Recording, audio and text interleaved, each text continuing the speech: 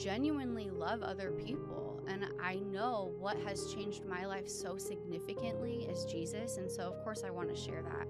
But he does it from a loving way.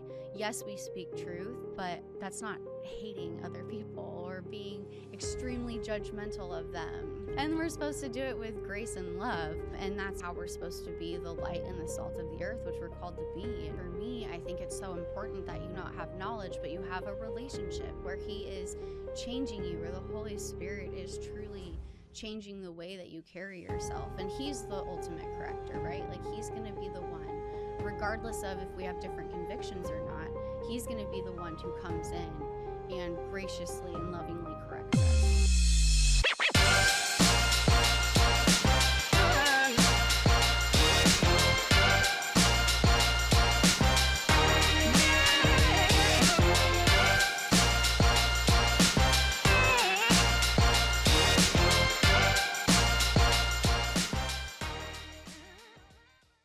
What's going on, guys? Welcome to another episode of the Journey to Solutions podcast, where we interview people from all walks of life who've overcome the impossible.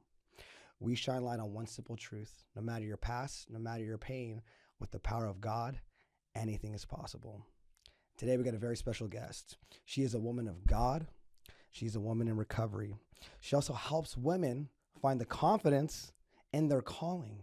You see, a lot of times, God has blessings for us, but we just got to believe it. And sometimes we need someone to believe in us until we can believe in ourselves.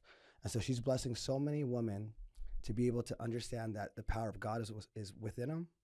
And so I just want to introduce Olivia Flynn. Hi, thank you for having me, and amen. I love how you said that. Well, it's true. You know, you have such a, I can tell, such a positive, healing, safe spirit. Oh, thank you. Have you always kind of had that type of personality, that energy? I would say no. I would say that that's actually recent. I think that I just lived in a lot of chaos for so long and just felt ungrounded and just kind of like lost. And so I didn't really know how to be full with myself and just centered and grounded with God. And that has been a significant change in my life. It's been a big blessing. And it's beautiful to hear that, because I think sometimes people think, oh, they must have always been like that. Yeah, in some parts, right? In some parts, yes, we have certain aspects of like, I've always had maybe this or that. Right. But a lot can happen when we change. And something we were talking about earlier that I feel like is something important to talk about is church hurt. Yes. You know, I think a lot of people, you'll hear it in the world, church hurt. Some people that I usually run into, maybe you know this, oh, I don't go to church no more. Like, I don't really do that church stuff. And it's like, oh, what happened to you? And there's always like the story, right? So for you, what did church hurt look like for you? And how did it affect you when you were younger? How you saw like religion and God? So I grew up very involved in the church. My mom was a single mom. Like I grew up on campus, and very involved. I was, on the worship team. I was at every service. And for me, it just got to a point where I really, really look at if people's words match their actions and just how they portray themselves. And I had this idea of what a Christian needed to be. And I would just see people around me who were doing things that you weren't really supposed to do in church. And so, I had just kind of an off feeling where I was like, oh, okay, like you call yourself a Christian, but I see you behaving this way. And it just didn't line up in my mind. And so it just led to confusion. And that confusion eventually pushed me to just not believe in God at all and kind of do life on my own terms. Yeah. So what did it make you like view church as, like at that point? You can remember, like, how did you view the church? How did you view Christians? And how did you view God because of seeing, right, these people are Christians, but you're acting not Christian. Right. I definitely, knowing what I know now, and just how much God has changed my life and changed my character, I didn't see that. I didn't know at the time that that's what I was noticing, but I didn't see God positively influencing these people. And that's not for everyone. Like, right. I did really enjoy, being at church for the most part. But it just didn't really make sense to me that these people were saying that they were Christian and that they had this relationship with God, but I didn't really see, like, now knowing the fruits of the Spirit. And looking back, I know that I stepped aside from God because I was judging him based on human behavior. And I did that for a very long time. And so because Christians were behaving a certain way, I thought, oh, like God must not be what you're telling me he is, like. Yeah. What did you think God was then? I just thought that God was supposed to be like someone who led you to be better, who, a servant's heart, and, really just, I don't want to say like perfect, but like almost like if you had God, like you had this like perfect life, like I thought that Christianity was going to mean that you had the happy marriage, you had the relationship with your children. You're respectful, you're kind, right. You're giving, you're right. honest. That you just kind of had it all. Yeah. And, obviously I know that like we are not perfect. We are never going to be perfect. But it was just such a, when I was 13, 14, 15 is when I was really trying to like come into myself, like those are important years for when you're growing up. And I just felt like even though I was going to church so often and I was surrounded by Christians, there wasn't much of a difference between the people at church and my Christian friends and everyone else at school. So I was kind of like, what's the point? No, I love that. Yeah, I think, right. I think as we get older, right, we realize that we're all flawed.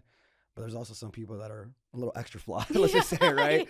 Where it's like, no, they kind of some are. need Jesus. Yeah. Maybe you should have boundaries with that person. Yeah. Versus, no, they're just a human being. We make mistakes. Yeah.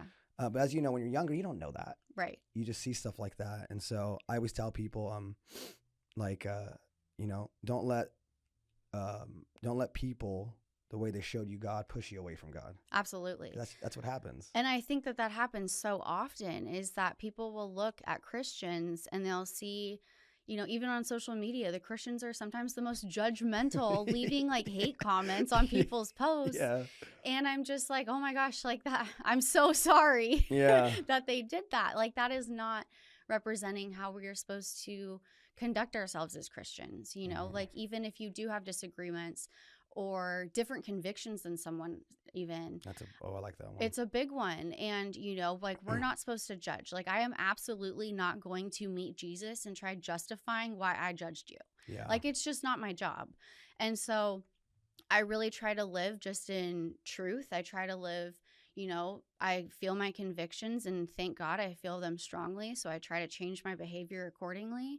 And, I try to live a life where I genuinely love other people, and I know what has changed my life so significantly is Jesus. And so, of course, I want to share that, but he does it from a loving way. Yes, we speak truth, but, that's not hating other people or being extremely judgmental of them. I have the gift of correction. Yeah. I tell people what they're doing wrong. Yeah. And we're supposed to do it with grace and love. And that's, how we're supposed to be the light and the salt of the earth, which we're called to be. And so I think, it's definitely the approach. But I think some Christians, feel as though they have, like I shared recently, they have knowledge of God. And so they believe that they're being good Christians, they're going to heaven. But for me, I think it's so important that you not have knowledge, but you have a relationship where he is changing you, or the Holy Spirit is truly changing the way that you carry yourself. And he's the ultimate corrector, right? Like he's going to be the one, regardless of if we have different convictions or not, he's going to be the one who comes in and graciously and lovingly corrects us. It's not our job. 100%. I remember I got baptized, and I think I had like 2 years sober. And in my mind, I was going through a season of my second year of recovery, and I felt like nothing was working anymore. So my mind's looking for the answers, right? So I'm like, maybe I need to get baptized, right? Innocently. Like that's the next thing, God, right? So I find God, I'm in recovery, I'm reading the Bible, going to Bible studies, but I haven't baptized. So my mind innocently was like, maybe I need to get baptized for the next part of my healing, because I'm having suicidal thoughts. I'm feeling triggered. And so I invite the people who introduced me to God to my baptism, right? And as soon as I get out the water, and I'm like, it was an emotional moment, Yeah. And he goes, well, why'd you get baptized? Honestly, dude, I just been struggling the second year of sobriety, was being molested as a kid and all this stuff. And I just feel like this is the next thing for healing. That's not why you get baptized. And he was telling me that in that moment. Yeah. I'm just like, and I'm just like, Yeah. and he's like, you did it for the wrong reasons. And he told me that to my face. And Yeah. again, it's one of those things of like, why would you tell somebody that in that moment? Yeah. You almost pushed me away from God, but what it is, it made me push me away from him. Yeah. Yeah. So like I tell people is like, yeah, it's, hey, you can have a narcissist at church. Mm-hmm. Oh, absolutely. Just like you can have a narcissist at the gym. Yeah. Just because they say Jesus or they're in shape doesn't mean the way they're going about it's the right way. Right. And don't judge everybody in that place because of one person. Right. I think it's also really important to check ourselves though, because I think that we are all capable of coming off the wrong way. Mm-hmm. And that's where I think that we really need to be spirit led and like disciplined in our obedience, because when we have that close relationship with God, when we are able to feel his presence and hear his word, it does change the way that we encounter others and that they encounter us. And so I feel as though, you know, there's a lot of Christians, and I love this, you know, I have a heart for it, but I'm also like, oh gosh, you know, because a lot of people will like come to their faith and then all of a sudden they look at the people around them and they judge the other people around them for not having the same convictions as them. And something that I tell people is that we are not called to, you know, police other people's convictions. It is our job, if we feel as though we want better for someone and they don't seem to feel that conviction yet, I say that we need to pray for them, and we pray that their heart is just softened and that the Holy Spirit then comes and tries speaking to them and giving them that conviction or that better way of living. But our only job is to pray for them, you know, and pray that their heart is opened up. You can't like force your convictions on other people. You know, some people have convictions about, you know, the clothing they wear. Some have convictions about the music. Some even about the foods that they eat. You know, you can't shame someone for having other convictions than you. But I do also believe that we are like iron sharpens iron. We are called to lovingly lead others to better. And I love that. I mean, it even talks about in the Bible, right? Like, I think it talks about like sin's not sin until you feel conviction for it. And it talks about, interesting. Yeah. I want to say, I think it's Corinthians, or it talks about it though, right? Yeah. It's what you're talking about. Yeah. Right. Like this year, I don't feel guilty right. for X, Y, and Z. But the next year, all of a sudden, it hits me in my heart. I'm like, whoa, this is not right. Yeah. Like you said, right? Until that person feels that, then that's when change can happen. Absolutely. Just like recovery, right? Yeah. I can't make you stop drinking. Right. It's going to have to be your decision. Yeah. However long it takes. Yeah. And I say, you know, recovery and faith are like go hand in hand in that way, because you can't want it for someone else. You can't want recovery for someone else, and you can't want faith for someone else. It is an individual decision that they make, and then it's their own walk, you know, like, and you can even love them, but you're never going to love them enough to be sober, and you're never going to love them enough to have a closer relationship with God. My family loved me. Like my sister would always be like, Jesus loves you. And I'd be like, I love that for you. Like, I just don't believe it. But, you know, like I'd always say that I would like graciously decline or whatever I would say, you know, because I was like, I love that you have faith. It's just not really for me. And so, you know, I think that it's just important that we remember that we're all flawed, and just to be encouraging, to speak truth, but also make sure that we're doing it in love. Right. And so for you growing up with this church, or making you kind of look at God differently, you're seeing these things, you're young, you're processing it the best that you can. When does the drinking come in, and why do you think for you became so, I guess, fascinated with drinking, obsessed with drinking? Like, kind of run me down that. Yeah. So I was, like I said, I was very involved in my church. I had just seen behaviors in people close to me that weren't aligned with what I believed was how we were supposed to behave. And yet they were Christians. So I was like, okay. And so I kind of started like getting away from the whole church thing. And then, you know, eventually I was an athlete. I was injured, couldn't play my sport anymore. And so I started drinking and just going into the party scene. Like, I think athletics really helped me stay in line for a long time. And then once that wasn't there, it was just partying.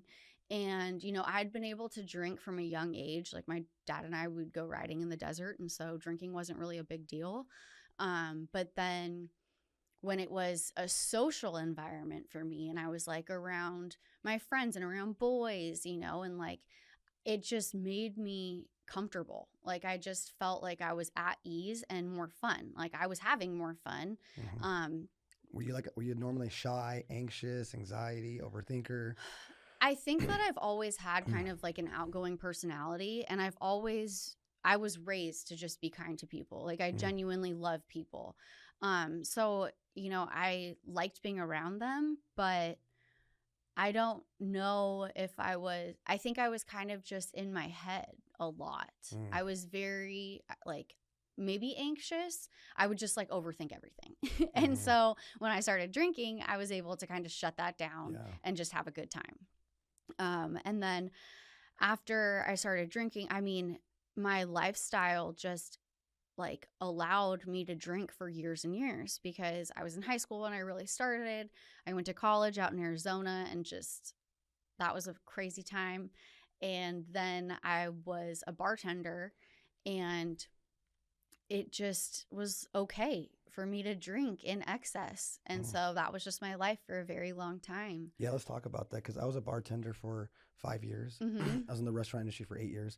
Talk about that because I always tell people like, it's a whole nother world. It really is. Being a server and a bartender, and especially if you have a drinking problem. Yes. And it's crazy.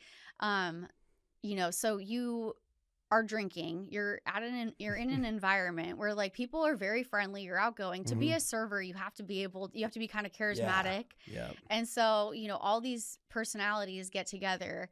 You're working long shifts, you're off late at night. And so you go to like take the edge off, but it's like later. So you're like catching up with other people at the bar. Yeah. So, and shots are a huge thing. And so I'm just like, oh my gosh, like looking back.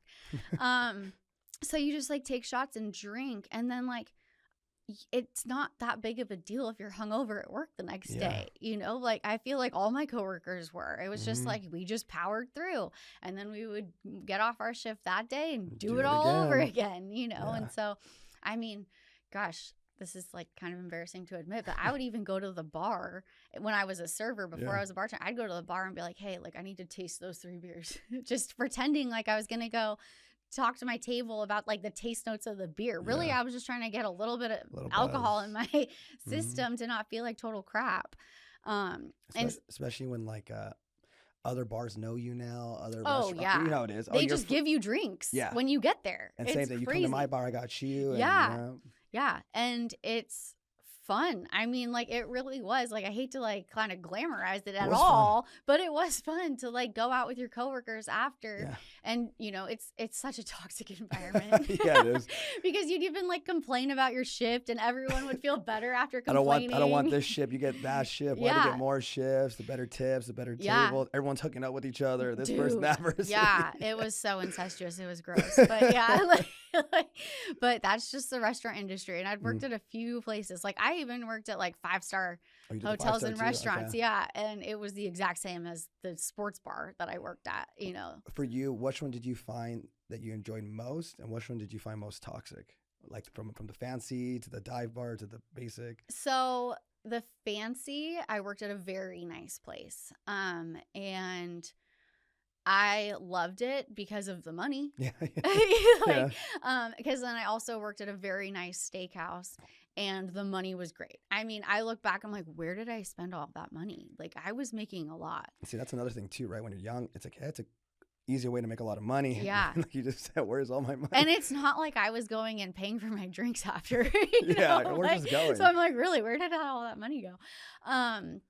But it really was. I mean, it's I don't mean to like talk negatively on it because I know that this is people's jobs, but it really is like an industry standard because everyone in it, I mean, I'd have managers coming out and partying with us after shift, you know? And so like everyone there would be like a few people in each workplace that didn't come party with us after. And they were usually like parents or, you know, One of the bussers is older, right? Yeah, Mexican. You know yeah. how it is, Like, and so it was like a few people that wouldn't come, but for the most part, it was like after everyone got off, we'd just all go. And then if you got off later, you'd meet us there. You never got into drugs during that time? Because I know a lot of people do cocaine and A lot of people do cocaine. I never did.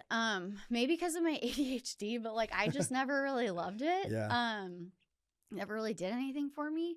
But it's definitely around. Mhm. Like, you know, and I think maybe because I didn't do it, I didn't see it that much. Mhm. I wasn't that aware of it, but I mean, I'm sure. Like I was definitely drinking a lot, Mhm. and that was my go-to. Yeah, it's a world. I worked at Lucky Strike at the Okay. block. Yeah, yeah. I worked at a dive bar in Placentia, which is where I grew up. So we did college night every Wednesday. Was dollar beers. Chapman University, Cal State Fullerton. Everybody would go there. So working there was the Party. coolest. Yeah. Because like, also I was 21. So Yeah. like, you work here? I'm like, yeah. So, Yeah. you know, and then I worked at House of Blues in the VIP Oh, so the fun. foundation room. Yeah. You know, so I had 3 different versions of it. And yeah, it was just like doing cocaine and drinking and who's hooking up with who. And it was always fun. We're like, hey, we're all going to the club. Yeah. Or we're all going to Vegas. Like those little, even Yeah. like vacations of all of us. And Yeah. it was just, yeah, it's crazy. Because like you say, some people are, you're wasted at work or high at work. Yeah. And it's a world. It's a world. How long were you in the industry for? About 10 years. Wow. Yeah. Okay. So a long time. Yeah. I was a server, bartender. Well, I served for a couple of years. I started out when I was living in Arizona. And I mean, same thing. Like I lied about being a server in California. And so they gave me a job as a server in Arizona. Yeah. And that's how I like started. I get it. And I was the youngest of all my coworkers. And so they definitely would drink. And I was already, you know, living in Tucson. And so there was like nothing to do except like go to the pool. It was so hot. I didn't want to ride my bike to campus. I'm like, I'm going to the pool to play like vodka pong. Like, you know. Vodka pong. Yeah. So then I would go to work the next day and just try chugging black coffee. I mean, I was just trying to like stay awake. It was just a party time in my life. Like it was insane. I thank God I made it out of Arizona. I always tell people if you've seen the first 48, a lot of it's filmed in Tucson. Oh, wow. Okay. And it was a crazy time. So you do 10 years in that industry, and the whole time in that industry, you're still drinking, right? The 10 Yeah. years? Okay. Mm-hmm. So at what age did you become a host or a server? Probably 18. So from 18 to about 28 you're in the Yeah. industry? Okay. So you're in that industry, you're drinking, then actually just like 20. So what starts to happen? Like how bad does the drinking start to get towards the end? Well, towards the end, it was very, you know, I had both of my babies. So I didn't do that obviously on nights that I had them. Mm-hmm. But at that point I'd shared custody. So it was more on nights that I didn't have them that I'd like go out with my coworkers, and just have no cares in the world because I was trying to cope with the fact that I didn't have my babies at home. So I'd want to stay out and drink and not think about it. Yeah. And why was it so hard for you? Like what did it make you feel about yourself that you're in that situation? I just felt completely hopeless in some ways because I was going to school during the day and bartending at night. I was barely seeing my kids. But when my ex and I separated, I didn't have an education. And all of a sudden I was a single mom. So I needed to figure it out. So I was going to school during the day and bartending nights. And I just missed them. And, you know, it was just kind of like this hole that I dug myself in. But I just really needed to kind of like scrap my way out of it because I wanted a better future for my girls and I. And so it was just kind of like head down for a lot of the time. And, you know, going to school, trying to do well at that. I ended up buying a business and becoming an esthetician. And that's why I was able to leave the restaurant industry. But before I had that business, like when I didn't have them, I would drink a lot. On nights I didn't have them, I didn't want to think about not having them. And so then now you leave the industry, you become an esthetician, and then what does it look like after that? So I bought a business, loved it. I had just, you know, I found my faith in that time too, because when I worked in the restaurant industry, like closely to when I stopped for COVID, and then I just never went back. And it was during that time that like things got really, really dark for me. And I didn't believe in God that whole time. Mm-hmm. And so one night I was driving home after work and still just in that really like just sad place. Like I was just surviving life. And I didn't, I had these thoughts about like not being here. I was like, maybe my daughters will be better off without me. Like, I just was like really in my head in a dark place. And I wasn't gonna, make it home one night, and I started praying, and that's really how I found God. Shortly after I found God, I started going to church, and I bought my esthetician business, and it was amazing because the woman that I bought the business from was also like my first like faith mentor. Like I always joke like she like red pilled me, and like I got really, really deep in my faith.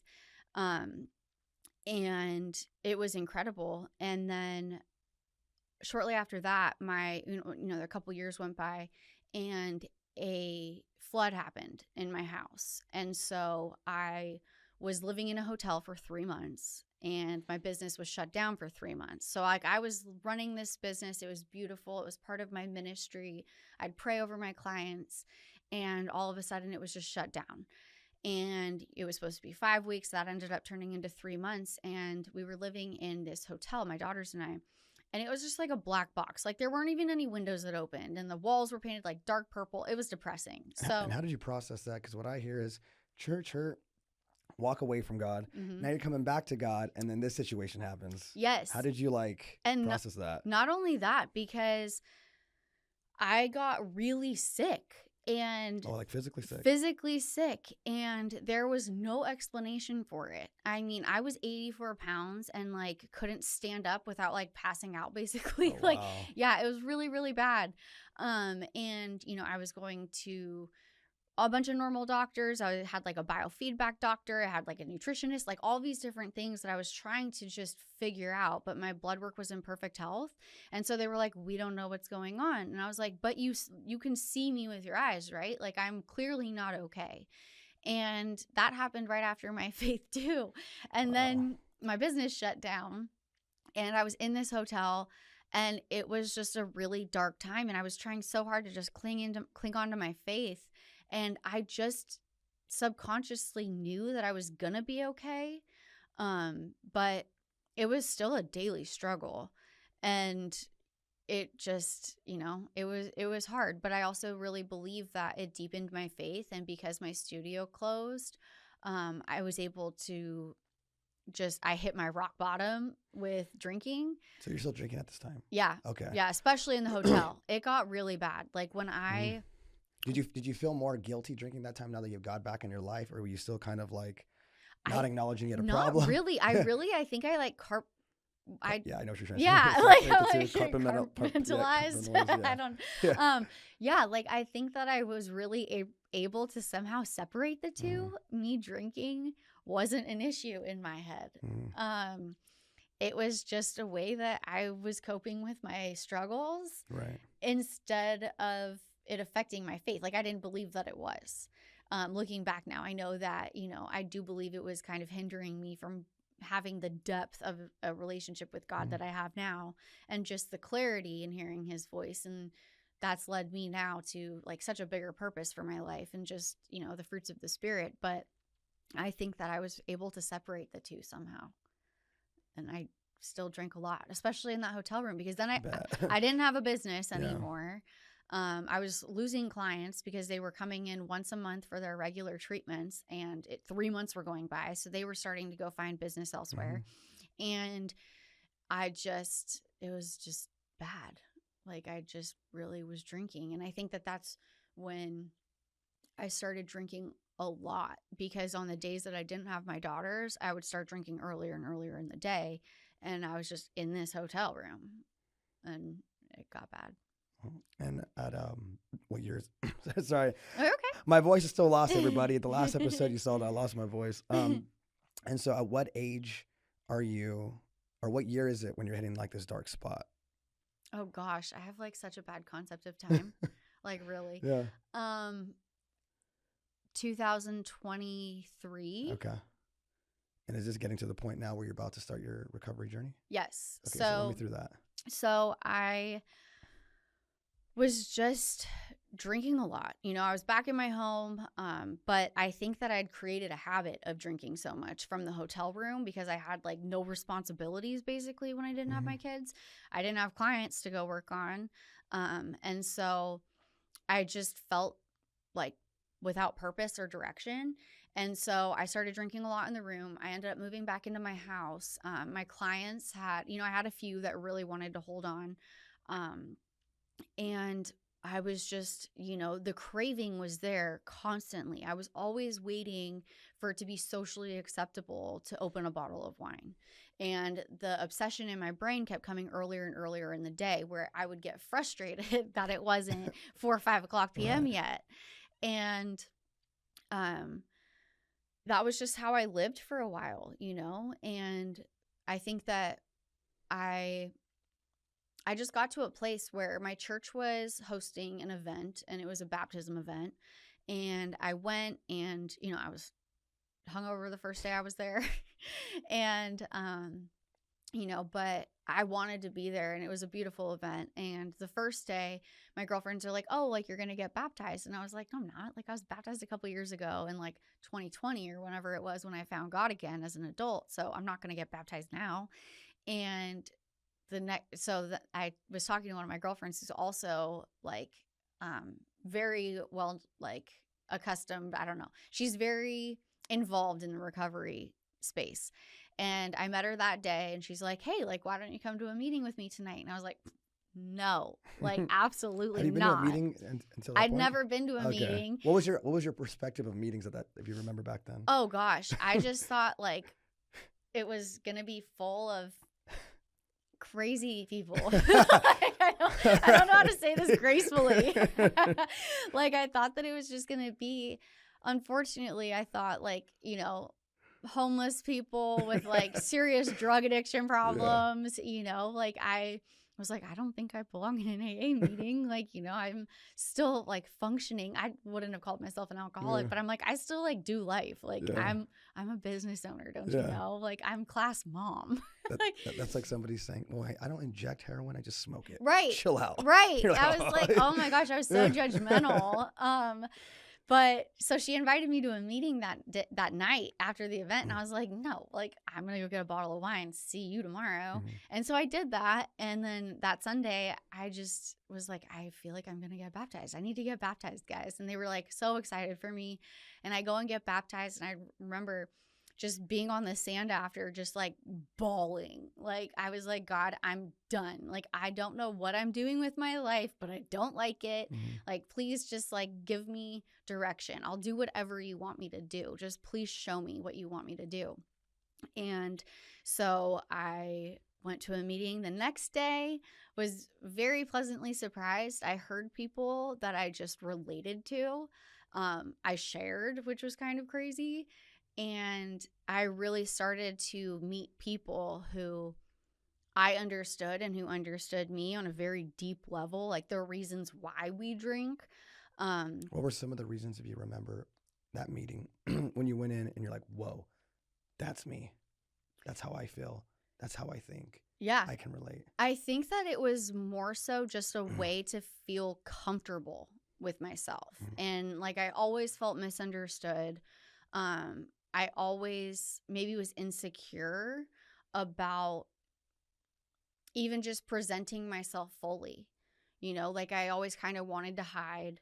And I just heard people sharing their stories about how uncomfortable they felt with themselves. And I was like, whoa, like, I get that. And alcohol was also how I chose to kind of cover that feeling. Yeah, I think it's I think my voice. I think it's so powerful, right? When we can expose ourselves to a group of people with a similar problem, and then for people just to be vulnerable. Yeah, absolutely. It makes you feel seen. It makes you feel heard, and it makes you feel like, I don't know, connected to people. Right? They say connection is opposite of addiction. Yeah. I say you find connection through vulnerability. Absolutely. Not through I make $1 million. Great, that's cool. but there's no depth to that. Yeah. But it's like, hey, I got a lot of anxiety. I Yeah. struggle with being anxious. I overthink. I tend to think that I'm ugly, unlovable. These are things that come up for me. Yeah. And like, oh, me too. Yeah. There's that connection right there. So you go into this meeting, you're feeling seen, you're feeling heard. And was that the moment that you started your journey and kept with it? Yes. Okay. And I think I was just so eager for change. Okay. And so like I had told God, like, I'll do anything. And so this was what was being presented to me. And I was like, you know what? I'll give it a try. Like, I didn't even understand that, like, we all had egos. Like, if you would have asked me, I would have been like, I don't have an ego. Yeah. And that's something that I've learned in the program.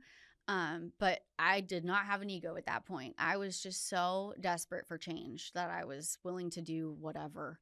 And I'm really, really grateful I feel God truly placed a woman in my life, and she walked me through all of it. I was very quick to like make friends. And because I do truly believe that vulnerability is where growth happens, not only a connection, but also growth. When you're able to really sit with yourself and be like, okay, why am I feeling this way? Where does this come from?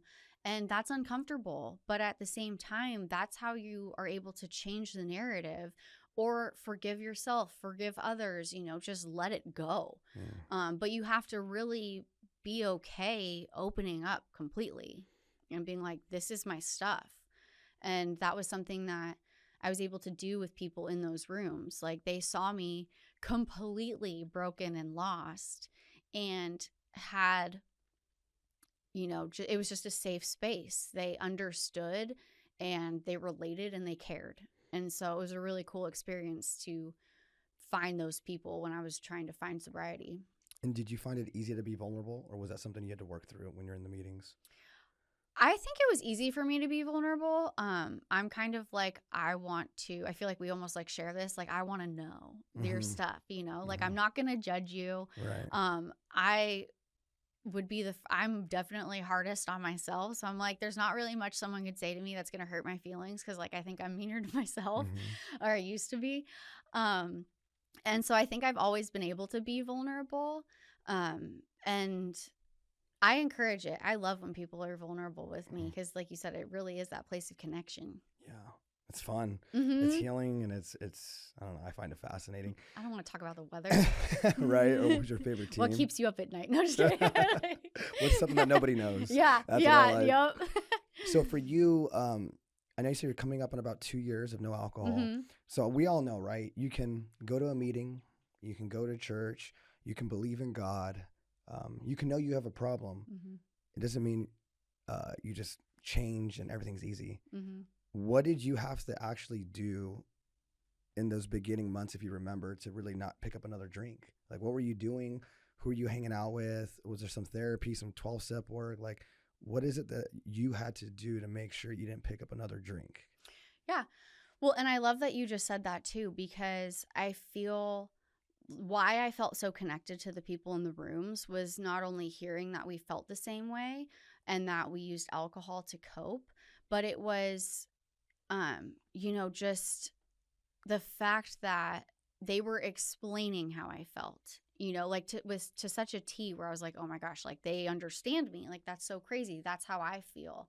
And so in the first year of my recovery, I was going to meetings every day. I really jumped in the program, and it gave me something to do because I went from drinking so often with other people that I kind of needed that social aspect. Yeah. And so meetings were a place where I could just go talk to people. It also gave me something to do where I wasn't drinking. It was kind of like accountability. Like, I was not going to show up to a meeting after drinking. I mean, if anyone does that though, I'm glad you're there. Yeah.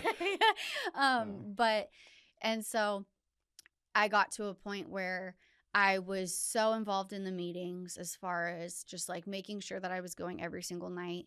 And then I really dove into my faith, and I spent a year. Like, I was not dating. I was very intentional about like not even encouraging any dating. I was like, nope, I'm spending a year with Jesus. I really want to see like what he has for me. Like, now that I've been delivered and sober and I don't have the obsession to drink, I was going to meetings every day to kind of just like make sure I maintained that. I felt as though my sobriety was a gift that God gave me, and I wasn't going to like let that go away. I wasn't going to take it for granted. And so I really wanted to make sure that I maintained that. And then it was more getting deep in my faith and reading my Bible, just getting better at being disciplined with my relationship with God. Like, not drinking was amazing, but also learning how to see myself the way that God sees me. That was something that was hard for me because I did struggle with a lot of unworthiness. And that played itself out all throughout my life. And so I had to really sit with that one for a while. Well, yeah. What are some of like the negative behaviors or situations that you found yourself put yourself in when you have this belief that you're unworthy? Oh, just complete lack of boundaries with like everyone. Whether it be friends, family members, men, I would just, I didn't really stand up for myself. I felt unworthy as far as like a healthy relationship. And that was something that played out a lot in my life, was like toxic relationships with men. And I guess just feeling like that's what I deserved, or that's the best I was going to get. And because of those toxic relationships, it really did a number on my confidence. Yep. And so I was just in a place where I was very, very insecure, and I didn't really know that I was, deserving of love, deserving of respect. I didn't know how to place a boundary and maintain it. And sometimes that doesn't feel good when you place a boundary with someone. It feels almost wrong at first. Yes. And like it's not always accepted with grace, and so sometimes you really have to stand up for yourself and be like, I know that this is what I need for myself. It may seem selfish to you, but like, I'm genuinely trying to protect my peace. And I think that that's also what God calls us to do, because when we are ungrounded or we're not at peace, we're not able to truly be the light that he calls us to be in other people's lives. And so how you like maintain your peace is extremely important, on top of how deep you go with him and spend time with him and all of that stuff. No, I love that. I always tell people, your level of self-respect will be based on the amount of boundaries that you have. The more boundaries you lack, the less self-respect, self-esteem that you'll have. But like you said, it's not always easy, because when you don't have boundaries and you set a boundary, it's going to feel like you're doing something wrong. And some people don't like it. Yeah. Because you said yes all the time. Why are you saying no? Exactly. Saying yes and like people pleasing. And then also just like even learning to say no. Like sometimes like you will overbook your schedule. And it's like, no, like I don't have to go to all of these things. Sometimes I don't even want to go to some of this stuff. And I'm saying yes because I know that that's what other people want from me. How do you decide when and I say this because of ministry. Sometimes a ministry is like you should say yes to everything. Yes. It's a God thing. It's a recovery thing. How do you decide for yourself, or like, I could still say no to those things as well? That's a good one. Yeah. Especially because there's some people who want your help. And that's something that I've been learning as far as boundaries too, is this person actually pursuing, like I help women with their faith. And so is this woman actually pursuing, are they holding themselves accountable? Because like recovery and faith, you can't want something for someone else. And so for me, it's kind of like, are they committed to what, are they putting in the same amount of effort that I am? And if I feel like I'm just kind of running around in circles, then I've learned to say no to, a specific person, a specific, whatever it may be. But also I just get in prayer. I mean, I really am like, okay, God, like I will ask the Holy Spirit lead my day. And it's crazy how some things will like all of a sudden pop up and I'm like, okay, like, I guess this is what I'm doing.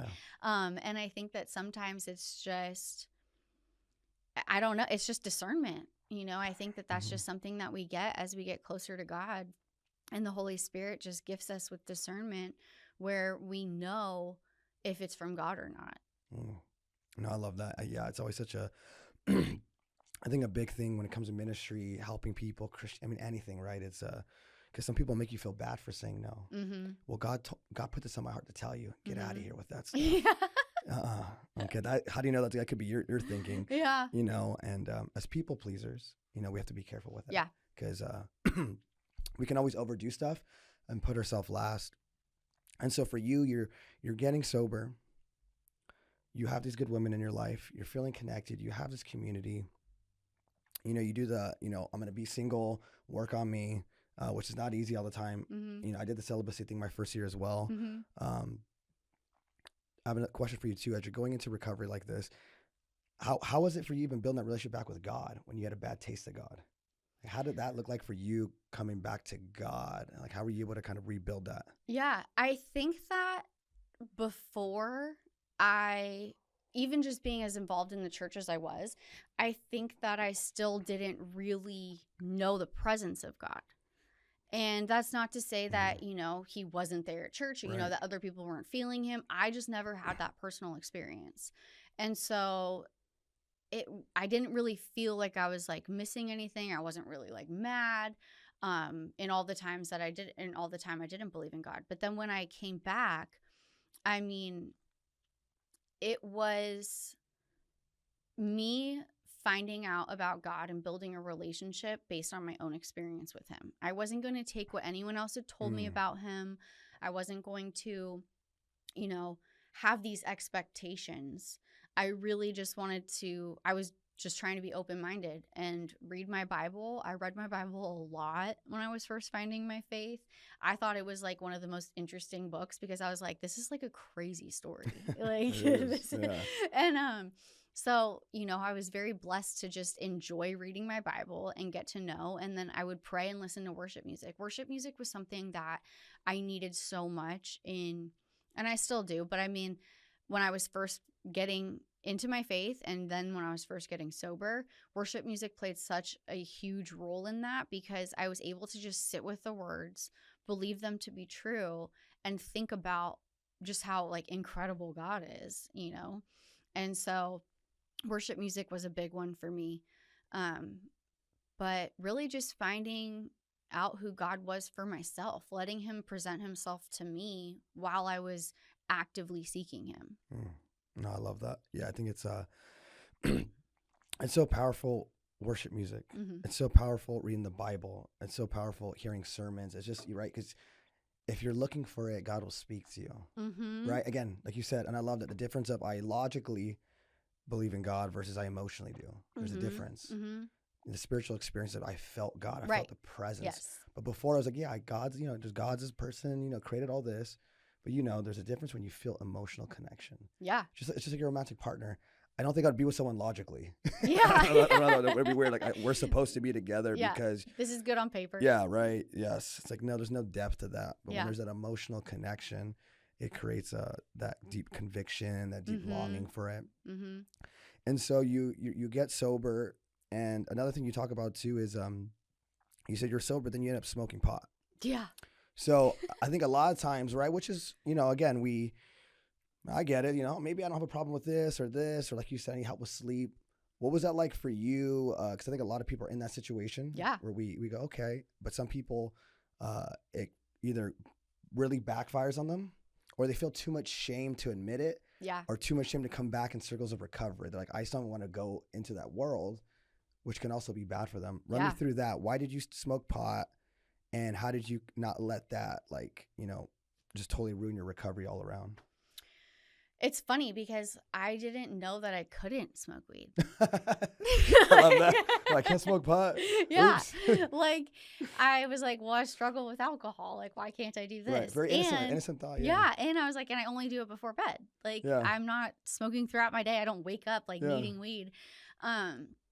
And so it was very innocent at the beginning, but I also, I believe in spiritual warfare, and, so I do think that it was kind of like a foothold for me to backslide because I was sober. I didn't crave, I had like a gag reflex when I would think about drinking alcohol. Yeah. I was like, oh gosh. And I still do. That's good. Yeah.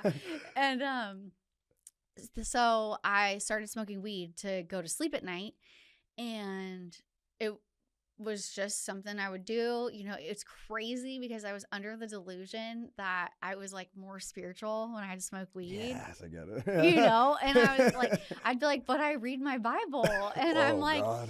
I have full business plans being downloaded into my, you know, the Spirit is downloading this stuff. Yeah, totally. And so I was like, it's like I get like a lot of clarity. Like it's crazy, just like how confused I was. But I was smoking weed, and then it started like earlier and earlier on the day. Yeah. My mind started obsessing about it. I was getting cravings. Exactly. Like, and I got to a point where like I just wanted to smoke weed all the time, like to feel normal. I feel like I almost got like more anxious when I wasn't smoking. And so I was like, well, if I just like hit my pen really quick, like I'd be fine. I'd be calm. Mm-hmm. And I think that it was okay for me to admit that I had a problem with it, but I didn't want to stop. Like there was like probably 5 months where I really held on to that weed, and I like wanted to stop, but I didn't really want to, Mm-hmm. you know, like I was more like, I know I should, but I don't want to. Did it ever get to a point, because I've had experiences like this where, right, like you said, it's one hit before bed, Mm-hmm. maybe 2 hits before bed. Yeah. Maybe it's the weekend, you know, smoke. I sip a little bit later. I won't go to sleep right away. Yeah. Like you said, right? And then maybe a little bit earlier, smoking more of it. Let me try indica, sativa, a pen, right, whatever. Yeah. Hybrid. Did it ever get to a point for a moment where you're like, oh, this is not enough? Yeah. Okay. Yeah. It got to a point where like I wasn't getting high anymore. I was just getting back to like what I wanted my baseline to be, and was not anxious. And I think that just really like reflects the fact that I was still not okay in my brain, because I wanted to cope.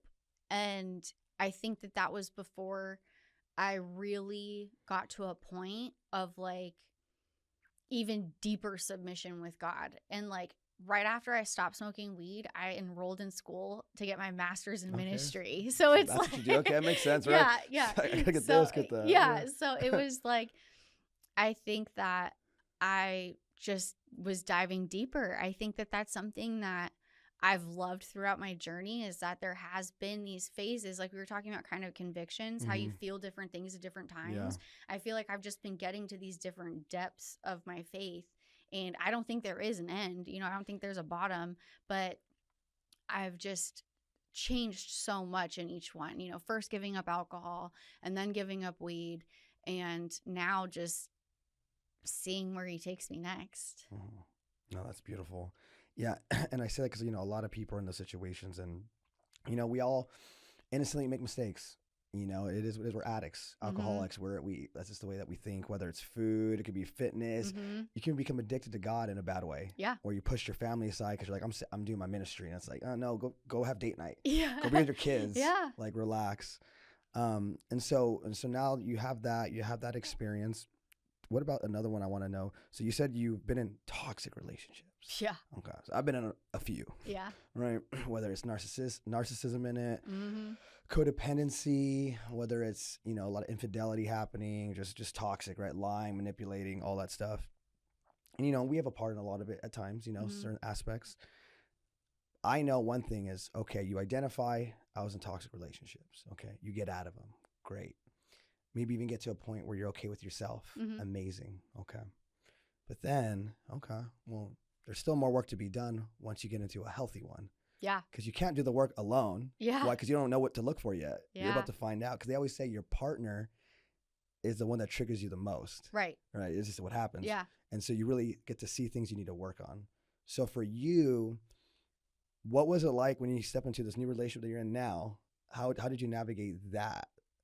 To like go from all these other ones to like, all right, try this one out. I mean, gosh, I love that man. He's been so graceful with me. He's so cool. And her man is amazing. He's like 6'20", and he has the kindest spirit ever. I'm like, whoa, that does not correlate with how you look. Yeah, and like his past, and then he's just a sweet soul. I'm like, whoa, you're that too. Oh, like, I did this and that. I'm like, badass. Right? I'm like, oh, you're a badass. You could like switch when you need to, right? You have to protect us. Yeah, that's a nice thing. That was something I wanted from God. He delivered. But yeah, no, it's been funny because my relationship now is like, it's a blessing from God. It's so Mhm. blatantly a gift. And I have not had a relationship like this in the past. I've not really known a man like the man that I Yeah. have now. And so when we first got together, I was very hesitant and I was skeptical and just like untrusting. I have grown up always waiting for the other shoe to drop. So Yeah. I've always been braced. My nervous system has been in fight or flight since I was probably 8 years old. And so, you know, he has just very lovingly and gracefully shown me that he's a man of his word, that he cares about my heart. You know, it's taken effort from him to soften me because I was very much independent. And then before I was very much like boss babe, you know, like I need to own this business. I have another one on the side. I'm going to make money. Like all these things where, you know, I truly am so grateful that I've learned even just like the masculine and feminine roles that God has for us. And you know, being able to comfortably sit in that has been something that we have had to have hard conversations about. And he's had to be patient with me. But our relationship is just, it's beautiful. I mean, like, I truly thank God that he loves me so much that he gave me this man to love me the way that he does. And so it did take some time for sure. And I'm, you know, nothing is ever going to be perfect. So we're always, something is going to come up in the future. Who knows what? But I do know that he just has my best interest in mind and genuinely loves me through all of it. And all of me. He has seen all of it. So. Well, I bet he has. Yeah. He knows all the crazy. Yeah. Like, but. Was there like if you were to give me like some practical things, like what were some practical steps you had to take to, because like you said, right, like for me, it's like in my past relationships, again, she was going to drop. I'm used to that. And I became hyper independent in my life. Hyper, you know what I mean? I'll figure it out. But I want to be in a relationship deep down inside. So in my love life now, one big thing was like having somebody that actually cares, is dependent, reliable, consistent, where they actually, you know, want to know what I'm doing. Yeah. They actually want to know how to schedule their day around my, like you know, very innocent things. But to me, it was very hard to, almost like, at first it felt annoying. I was like, why are you asking me these questions? Like, what's going on? Like, what is, like, I don't, like, why?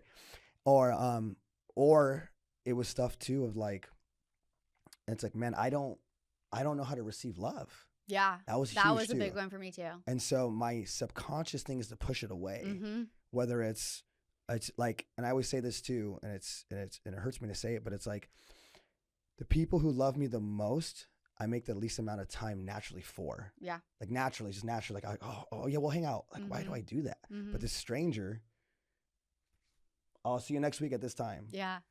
So there's a lot I had to work on in couples therapy, reading marriage books, talking with my sponsor, simple stuff. Also, just go to the grocery store with her. Yeah, but what do I talk about? Yeah. What do you mean? Yeah, I don't know what to talk about at the grocery store. Why don't you just push the cart? Yeah. What do you mean? Ask her. What do you want? Being together. Can you just be there? Yeah. I don't have to like figure something out. Yeah. So like for you, what were some like practical things that you had to do to work on yourself to be able to show up for the relationship?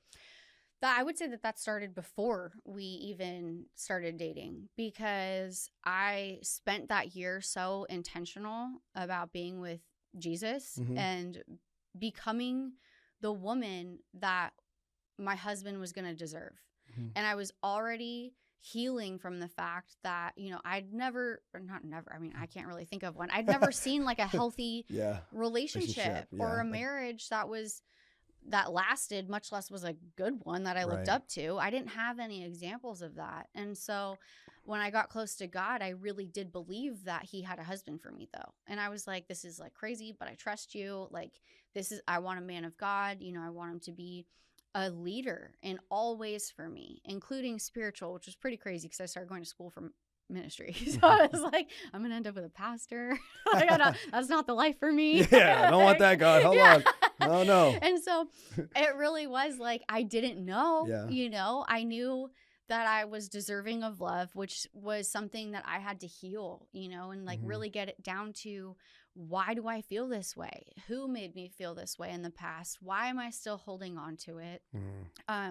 And heal those things, and then truly trust that God had a man for me.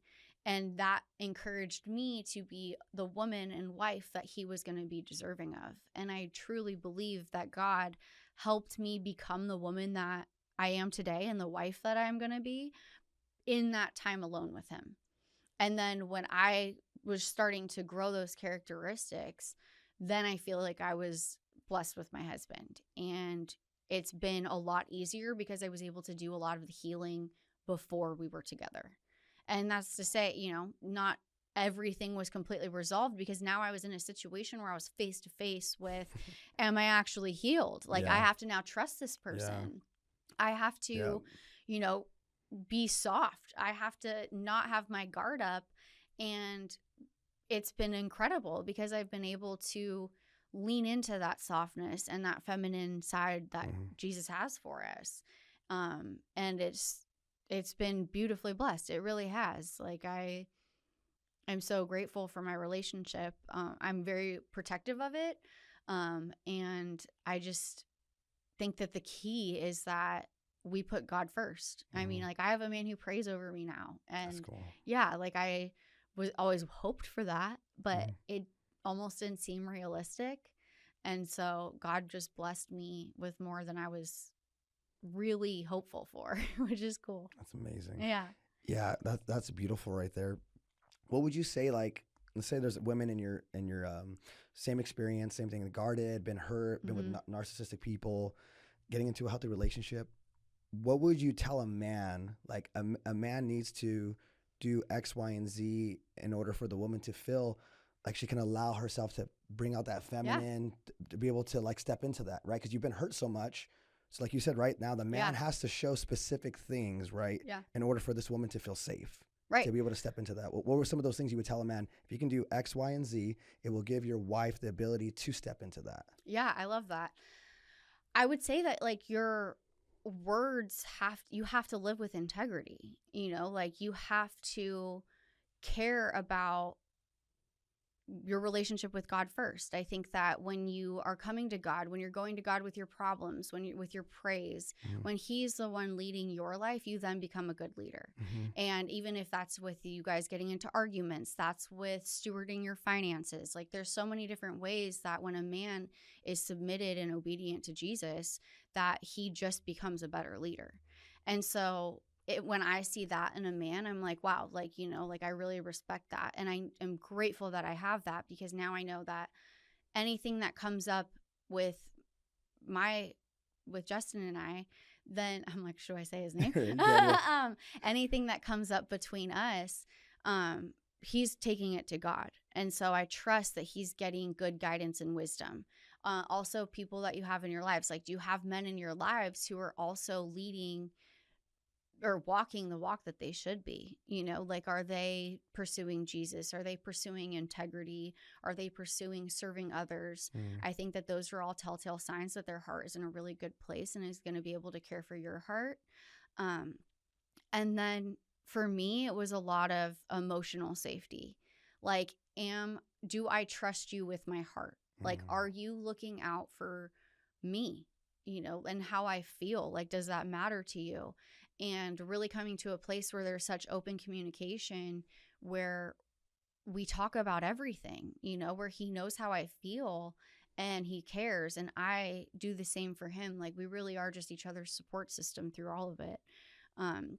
So for a man, I would say, you know, pursuing Jesus, you know, say what you mean and do it, and just making sure that she feels seen and cared for.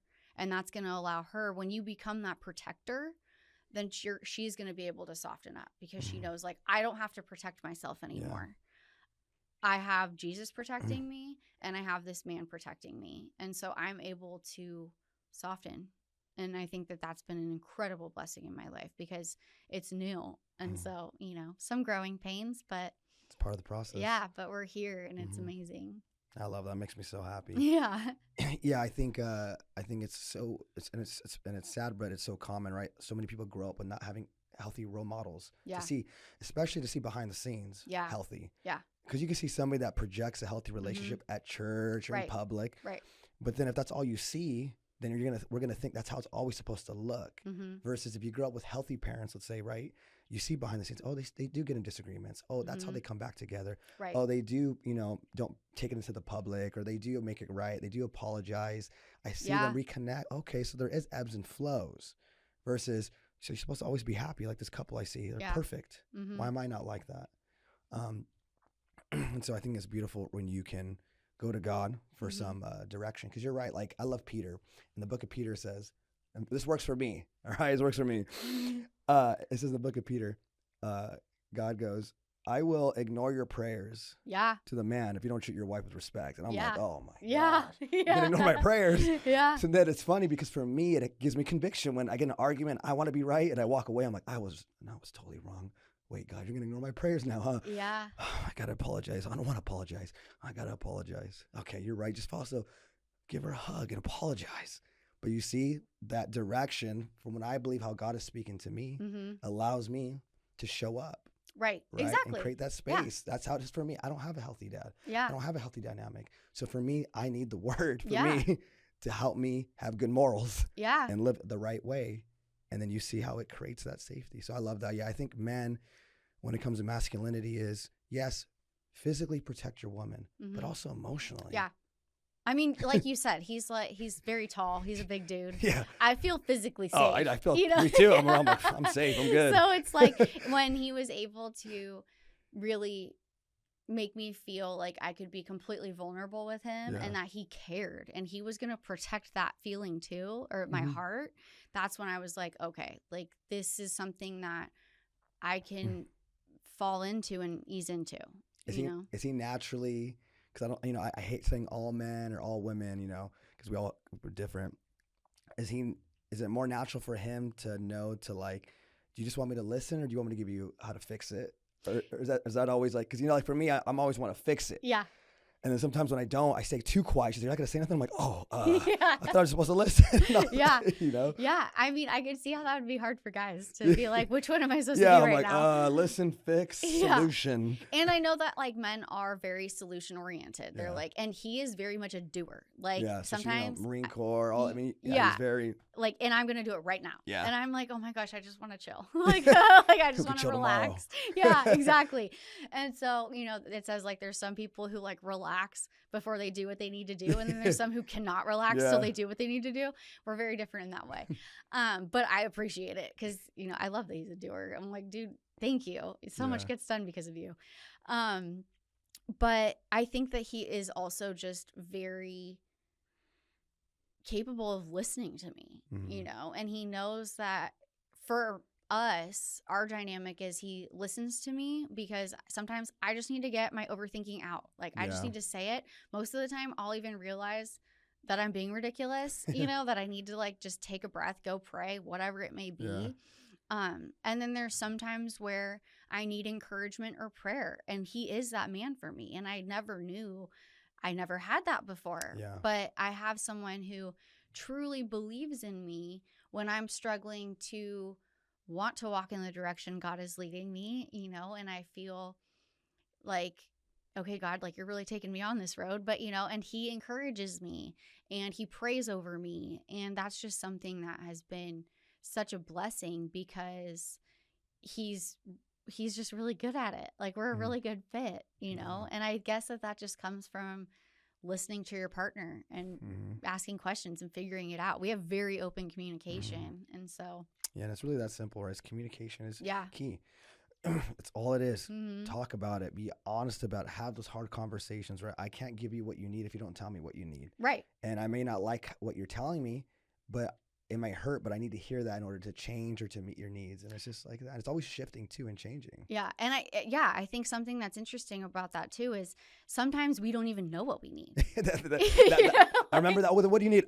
Oh, yeah. Oh, so crap. like, can we talk it through and figure out what I need? Can you help me and then can you provide, Yeah. you know?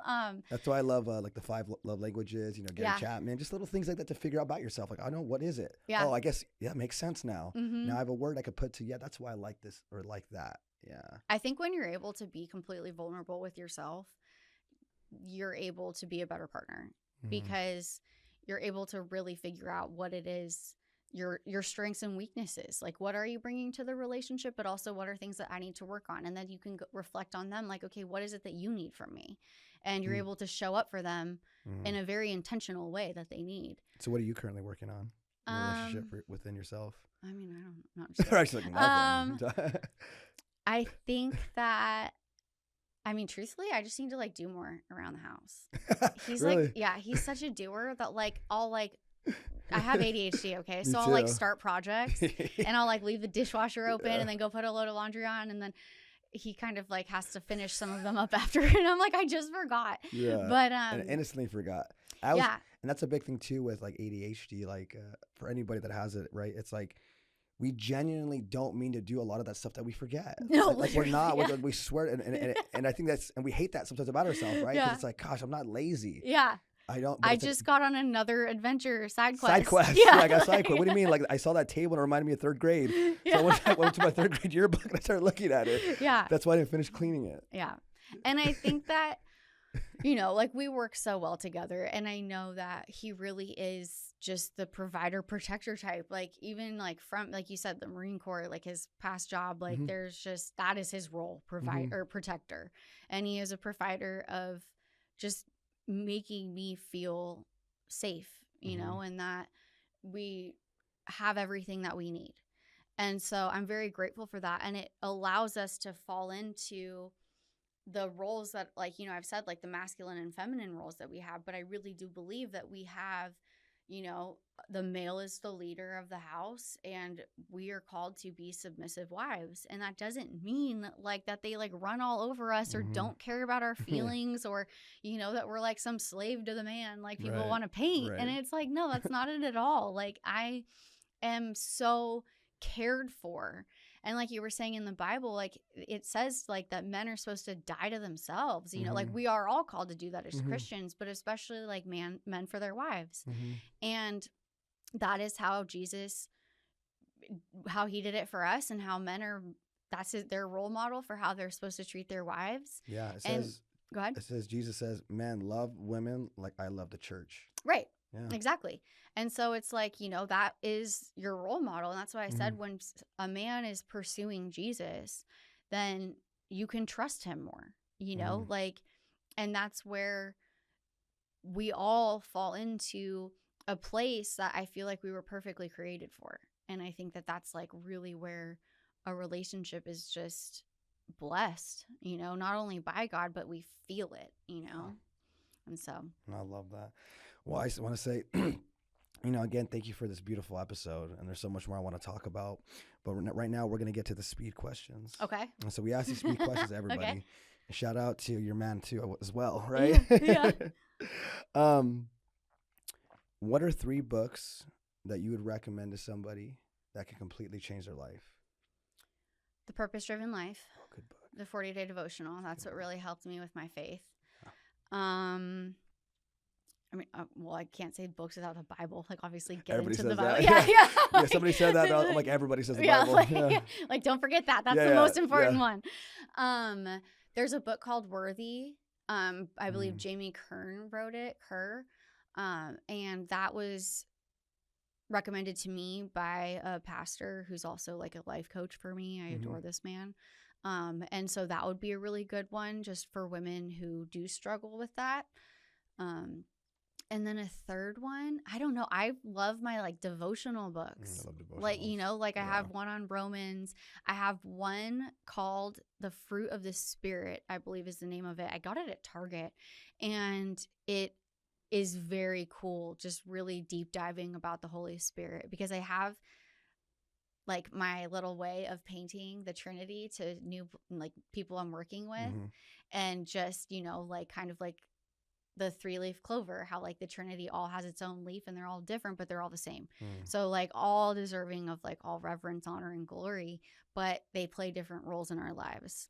And so that's kind of like, I'm doing a deep dive on the Holy Spirit, and I really love that. And I love that. Yeah. What was one single mindset shift that completely changed your life? Single mindset shift. I think the biggest one is that it doesn't really matter how I feel. I just want to be obedient to God and be obedient to being what I'm called to do, because it's not always comfortable. Sometimes it doesn't even make sense, but I know that if I feel like it's from God, I want to do it. I love that. This is a funny one. What is the worst piece of advice someone's given you? Follow your heart. You know, feelings are so fleeting. Like the Bible, read the Bible about it. But the worst piece of advice, I mean, there's people out there who say like that, like you are your own God and like that kind of crazy stuff. Yeah. And I'm like, I think that that's not beneficial for anyone. Well, it's kind of like the do me movement. You know, just do you. It's like, I get it. But what happens if you're very toxic right now? Exactly. I don't know. So let's kind of break it down more what you mean by that. Like, get healthy first and then do you. Yeah, I think just like people being very like okay with their like shortcomings, sins. I don't really know how to put it, but like if there's things that you need to heal, that's your responsibility. If there's relationships that you need to like mend because you were at fault, I think that that's something that we're called to do. You know, I think just living biblically has been a blessed way for me to live. Like I'm very grateful for it. It's not always easy, but and it's not right. Doing the right thing, living the right way. It's not easy. It's harder at times, if anything. Yeah. So I always tell people it's so easy to not have self-control. Yeah. It's easy. Do whatever you want. It's easy. People think I do whatever I want. Oh, good for you. That's easy. Like, you know, how about you don't do whatever you want all the time? Yeah. Is the thing, right? Let's say there's a woman today that is in a similar situation, drinking, broken, mad at God, just insecure, right? It's like how you felt, if you can remember. Yeah. And you have 1 minute with this woman and she's like, Olivia, like, I'm just, my problems are worse. There's no one like me. I'm not going to get through this. Yeah. What would you want to tell her? Oh, I just want to hug her. I feel like I just remember what that was like. And, you know, as cheesy as it used to seem when my sister used to tell me, like, Jesus loves you, like, I really would want to maybe share a little bit about what I had been through just to give her hope that, you know, like when I did decide to pursue my faith and the deeper I continued to go into it, the more I found myself and I found a very fulfilling purpose. And I think a lot of times we're losing, you know, we feel like we lack fulfillment. And even if that's with feeling confident in ourselves, you know, I think that we struggle to find joy even sometimes. And I think that when you're able to feel as though you're grateful for your life, which can be very hard to do, but when you feel grateful for what you do have and like where you've been in the past or where even you see others are at, when you're able to really steward what you have well, I feel like that's when you start to feel grateful for it. And then I think that just when you're so deep in that, I think for me, it was finding a place where I was able to be vulnerable and really just get all of my feelings out, as ridiculous as they were. I sat on the couch at one of my first meetings and I was just bawling and I was like, I don't know how to be happy. Like I really was that desperate. Yeah. And so finding a space where you feel comfortable, that could be at an AA meeting, that could be at a church small group, you know, just finding someone that you're willing to open up to who has a little bit more of the life that you want for yourself. That's good. I love that. Right. You were radically vulnerable in that moment. Yeah. I just want to be happy. I don't know how. Yeah. And that's what we need to heal. I love that. Where can people reach you if they want to contact you? So on my Instagram, it's Olivia Kylie. I'm sure it'll be tagged on here. And yeah, I just feel like I have created that Instagram to help other women, and I want to help them with their faith. I share a lot. I'm pretty vulnerable on there about the different struggles that I've had. And I just want people to feel what I felt, like very seen and, validated in how they feel, but at the same time, give them hope that that's not a situation or state of mind that they need to stay in. And so just helping women with their faith is something that I feel really called to do. Well, just know. You're good. Yeah. Oh, yeah. Just know that you have everything that you have everything within you, and you've been through so much, and you're walking through it, and you're living right, and you're doing right. So you have the ability to speak life into these women, to give them a blueprint, to give them hope, to connect. Yeah. So just keep on shining that light. Thank you. Yeah. And I just want to say thank you for coming out here, for sharing your story, for being vulnerable. Just thank you for being able to bless our people with some healing, with some love, and with some hope. Absolutely. Yeah. Thank you for having me. Really.